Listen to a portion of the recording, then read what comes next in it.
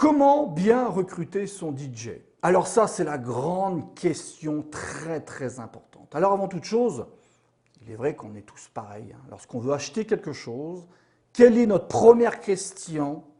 Le prix. Alors attention, ce n'est pas du tout un critère de sélection, mais c'est toujours notre réflexe à tous.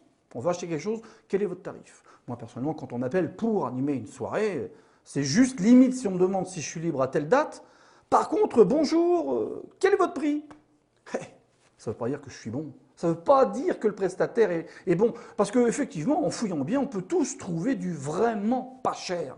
Mais vous savez, parfois, le pas cher peut être beaucoup trop cher. Donc, soyez extrêmement méfiants. Ça, on en reparlera sur d'autres chapitres qui vont suivre, tels que les tarifs. C'est un chapitre qu'il faut absolument ne pas louper et bien suivre à la lettre tout ce que je vais vous expliquer en ce qui concerne les tarifs. Parce que le tarif, c'est relatif. Donc, bien recruter son DJ, c'est avant tout avoir un bon feeling. Qui représente, qui soit à l'image de ce que l'on recherche, tout simplement.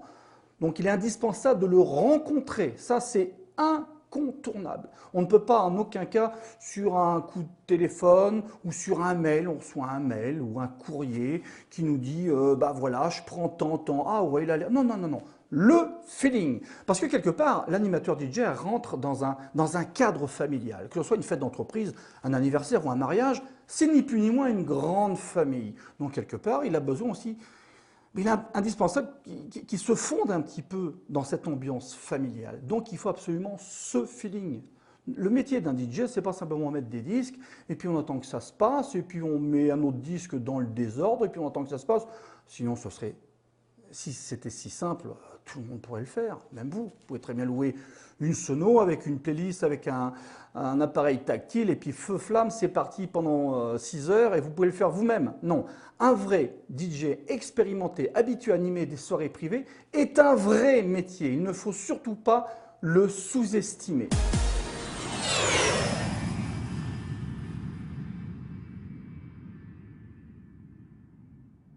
Donc pour le recrutement, il y a deux possibilités, soit la recommandation ou soit tout simplement les petites annonces. Alors petit A, la recommandation, eh bien même si c'est un ami proche ou un traiteur, une personne de confiance qui vous a recommandé tel prestataire, eh bien il faut quand même le rencontrer, c'est indispensable. Déjà d'avoir un bon contact téléphonique et ensuite se rencontrer. Soit chez vous, soit chez lui, soit dans un endroit externe, où vous voulez, mais il est indispensable de se rencontrer.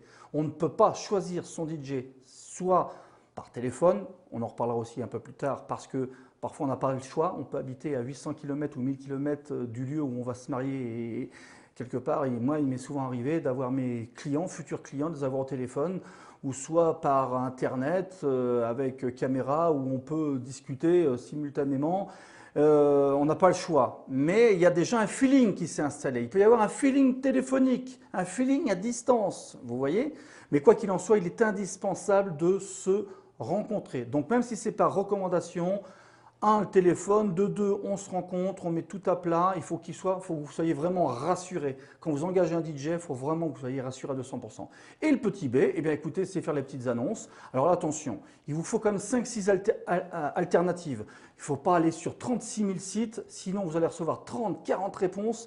Vous allez vous noyer dans toutes les réponses et au bout du compte, vous aurez choisi personne. Pourquoi? Parce que trop de choix, tout le choix. Voilà, tout simplement.